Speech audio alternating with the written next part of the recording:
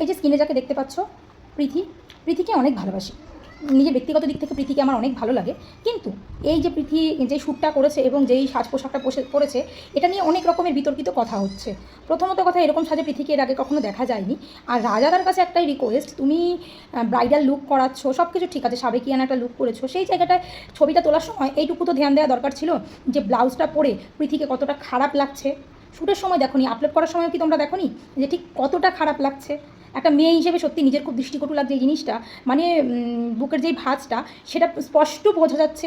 এতে কিন্তু শ্যুটটা করার পরে কিন্তু ছবিগুলো তোলার পরে পাবলিক কিন্তু প্রীতিকেই বিশেষ করে খারাপ বলছে। প্রীতিকে কোনো দিক থেকে আমার খারাপ লাগে না, কিন্তু এই শ্যুটটার জন্য আমার ভীষণই খারাপ লাগছে। এটা প্রীতির কাছে কখনোই আশা করিনি। হ্যাঁ, তুমি কাজ করো, সামনের দিকে এগিয়ে যাও, গ্রো করো, কিন্তু নিজের দিকে একটু খেয়াল রেখে। আর রাজাদার প্রতি একটাই কথা বলবো, তুমি এত ভালো একটা মেকআপ আর্টিস্ট, হ্যাঁ, আজকালকার দিনের এই যে সাবেকিয়ানার ব্লাউজের ক্লিভেজ দেখাতে গিয়ে, ব্লাউজের কাজ দেখাতে গিয়ে একটা মেয়ের সম্মানটা কোন জায়গাটায় যায় এটাও একটু মাথায় রাখা দরকার ছিল রাজাদা।